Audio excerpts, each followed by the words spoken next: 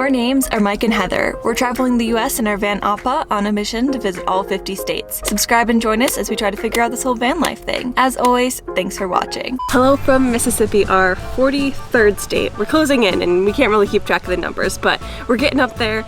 We're so excited to be in Mississippi, and our first stop here is the birthplace of the one and only king that the United States has ever had, Elvis. So we are here in Tupelo, Mississippi, and we have come to the Elvis's Birthplace Chapel and Museum Park, where there is a ton of information about Elvis's early life here in Tupelo before he became the king, and sort of this icon of music in the United States and around the world.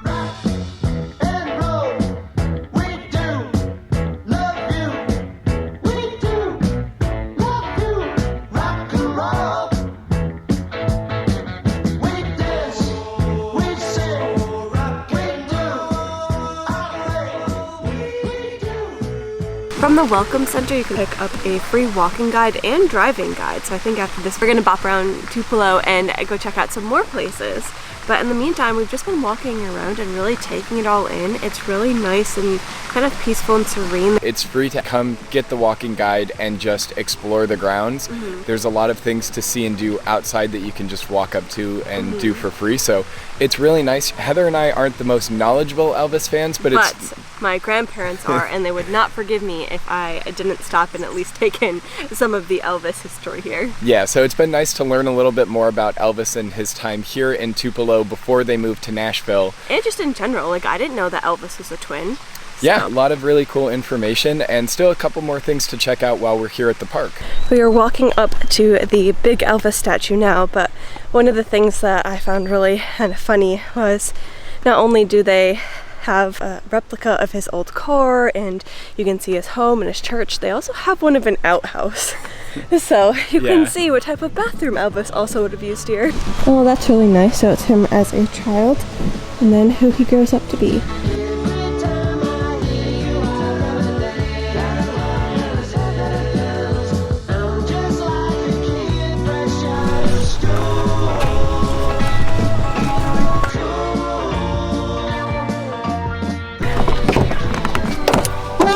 That was a lot of fun, and I can honestly say I learned a lot about Elvis. Yeah, it was really interesting to know more about him as a boy, going from this location to being one of the biggest names in the world. We do have a road map for driving through Tupelo and seeing some of the Elvis hotspots. There's one in particular we want to check out, and that is the Tupelo hardware store, which is where an 11-year-old Elvis got his first guitar for his birthday. So we're going to go check that out and experience a little bit more of Elvis history here before we hit the road. It's also hot here in Mississippi today. I'm gonna contribute it to the fact that we're also not feeling good because both Mike and I did catch a cold while we were in Alabama, which was the state we were in previously. We were down for the count for a couple of days, went through quite a few tissue boxes, and I think we're starting to feel better, but still not quite 100%. But I am enjoying the nice weather. Yeah, we have a beautiful day today. Clear blue skies up ahead as we get ready to drive towards something that I don't think we really ever considered as we were visiting Mississippi, and that will be the coastline. Yeah, beaches in Mississippi. Who knew? I mean,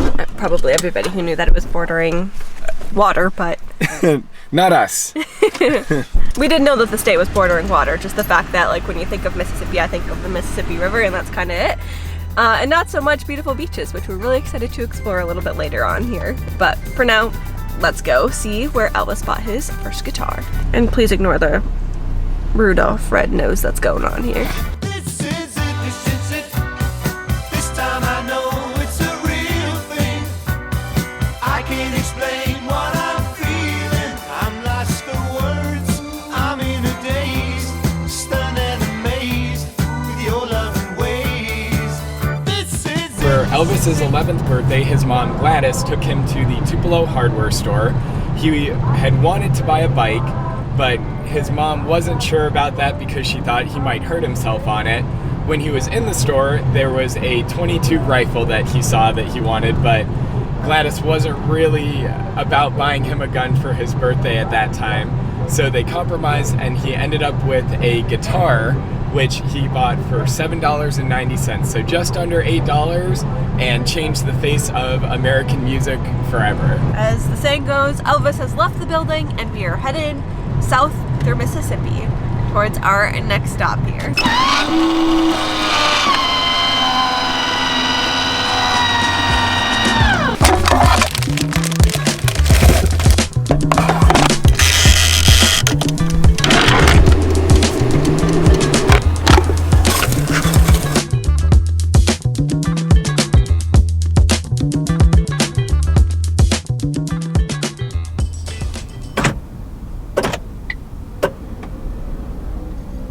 So today we are going to be exploring Mississippi's coastline. We're going to see some awesome beaches, really cool lighthouses because this entire coast is dotted with them. Hopefully grab something to eat because I'm already hungry, and just really enjoy everything that Mississippi has to offer. We have made our way into the resort town of Biloxi. We got to cross a really cool bridge to get here. There was a lot of casinos and other sort of resort businesses that you would expect in a location like this, and we have come over to the Biloxi Lighthouse. There's a beach just in front of us and we can see the ocean. And because there is a beach, there's only one thing to do: put our feet in the water.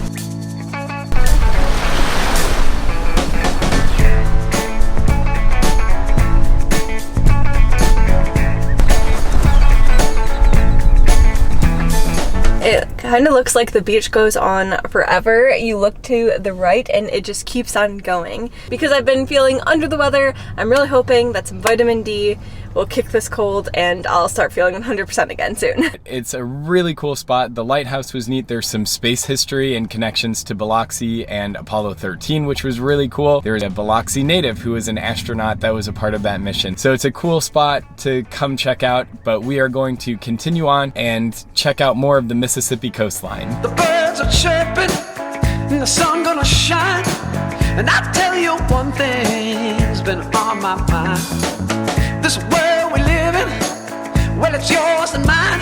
Let's make it brighter while we got time. As we are moving along the coast in Mississippi, we came to the town of Gulfport, and You hear the birds? Yeah, that's pretty cool. And the Ocean Adventure Marine Park, which has some cool shows for sea lions and dolphins and birds, as well Alligators. as... Oh, do they? Mm-hmm. Oh, that's cool.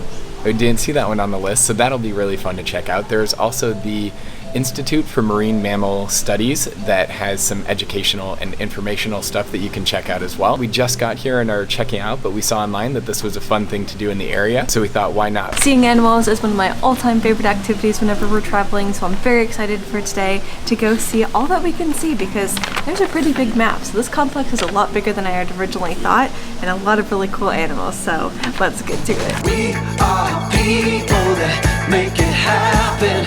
You and me, just reach out and grab. One of the really cool things is that we can go in and feed some parakeets. So for $1.50 we have a stick that hopefully they'll come and eat from. And we also have to shuffle our feet so we don't accidentally step on them. So I'm so excited.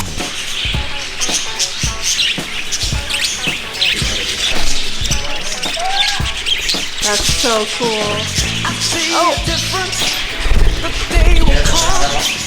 With all our troubles we've overcome. We climb the mountain to see the sun. We just got done feeding the parakeets. I'm pretty sure I got pooped on. Yeah, a little bit. So I'm gonna take this off now. Isn't it like good luck? At least that's what I'm gonna tell myself. Maybe. It was fun. But it was worth it. We had a chance to feed birds out of our hands in Ohio last winter, and that was a lot of fun. And this time it was equally enjoyable just having the birds fly over and eat the kind of seed off of the end of the stick. Yeah, they kind of landed on your finger too, because you could hold the stick up to the birds and they would eat it on the rope, but then the person in there working so that if you make them work for it a little bit, they'll actually come land on the stick. And there's so many of them who were wanting food that they actually landed on your hand too. Yeah. So it was a really cool experience.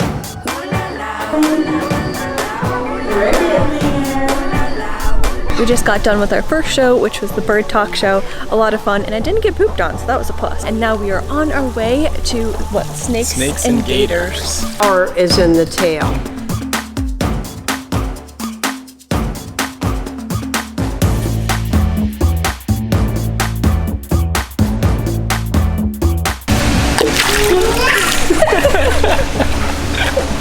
Did you get scared? Myself. Yeah. They like raced right at me. You have water all over you. You tried doing it. They're big. Yeah. Look at their face. They have weird faces.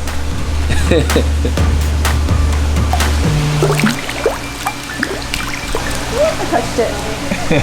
I think it must be feeding time, that they're all like frenzied and jumping out of the water, but I touched it, so it's your turn. You did not touch it. He dodged me.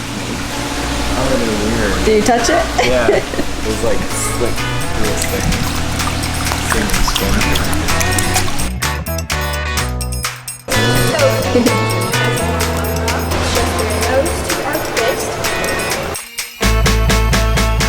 We had a really fun time exploring all the different exhibits and watching the different animal shows. They do a lot of good here at this facility as far as rehabilitating animals. So all the animals here are ones that they've tried to release, and for whatever reason it was unsuccessful. So they've come to their forever homes, which is this area, and now they're working with them to train them and use them as kind of a facilitator for ambassadors. Yeah. So we came back to the van. I was putting my shirt that got pooped on in the dirty laundry, and I came back to a giant mess. So on the way here, Mike rounded a corner a little too fast, and all the drinks that we had stored under the bed, because they don't fit in our little fridge, so we'll just like put a drink in the fridge when there's space, rolled out, and I thought that they just rolled out. I didn't realize that they also exploded. So it's really not that big of a deal, but we have another mess besides the bird poop to clean up now here. So you can see lots of exploded soda. I think one can exploded, so we've got about a full can's worth of soda spilled everywhere that we'll try and figure out the extent of all of that and clean up. So let's get started.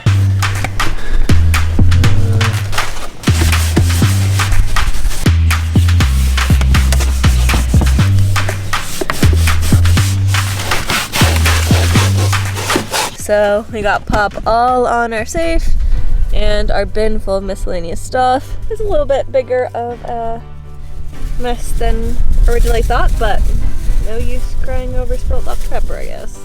At least not yet. We'll see how bad it actually is once we move out everything. We're cleaning up the mess. Part of me legitimately thinks that you did that on purpose. I didn't. Just to watch me run across the parking lot. No. We were cleaning up and the bag went flying. But part of the problem is that the weather's turning, so it's going to start raining any moment. We need to clean this mess, but the wind is also going, so it's hard to have the doors opened, and yeah, it's an experience. Is it underneath of the pillow wet?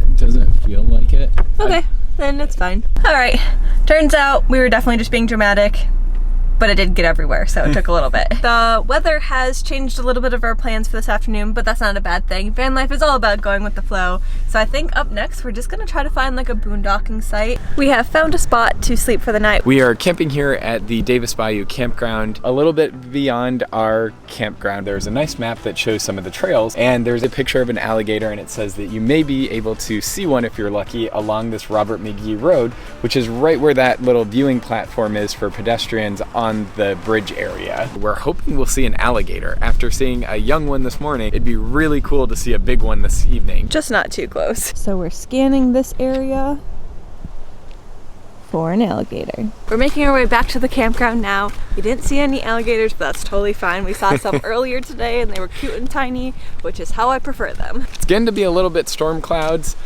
We may go back and put some food in the air fryer because I don't know if we're gonna be able to do any cooking outside of the van tonight, but we'll be able to enjoy the campsite and having a spot that has a bathroom nearby, a shower for the morning, all of that good stuff. We do have this really nice picnic area, but because the weather is changing, I've been saying that all day, but it's definitely getting closer and closer to a full-blown rainstorm. We can feel it in the air. It smells like rain. We are going to be cooking in here. So on the menu tonight is the jalapeno poppers that we opened the other day that we need to get rid of, and some chicken nuggets.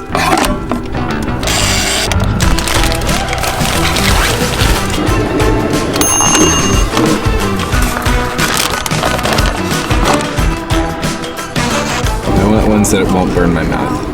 Good luck. Oh. Keep holding your head up. You can't have what you don't give out. You got nothing to lose. Don't burn out and don't stress it. It's dark now. About time that you go find out. You got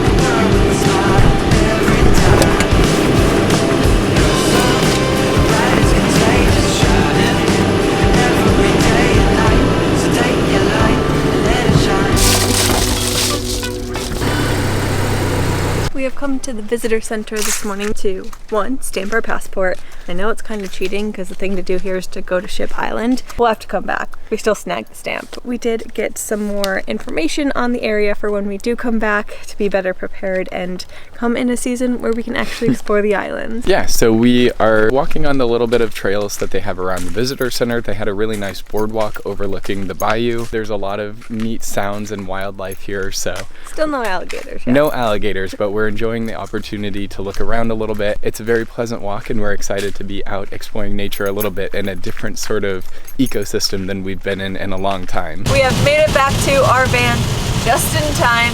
The rain is here and I don't think it's going anywhere. The plan for the rest of the day is kind of just to bunker down in a parking lot, probably Walmart, and wait for the storm to pass, because today it's supposed to rain all day, so we can't really get out and do anything. So it's just going to be a work day and a catch-up day, which we're not complaining about because we can always use one of those. And even though we're feeling better every day with our colds, I think one kind of rest day is really just gonna kick it right out of us, which is good because the next stop is Louisiana, specifically New Orleans. So we're gonna need all the energy that we can get to explore as much of that amazing city as possible. We really enjoyed our time here in Mississippi. We weren't entirely sure what to expect, but starting at Elvis's birthplace and working our way down to the coast, this was a spot that I could see us coming back to and enjoying in the future. We're a little bit late in the season for some of those more summer activities, but just adding things to our list of return states to visit and things to do. So Mississippi is definitely one that's going on that list. And we didn't get to see an alligator, but I have a pretty good feeling that we're going to see some in Louisiana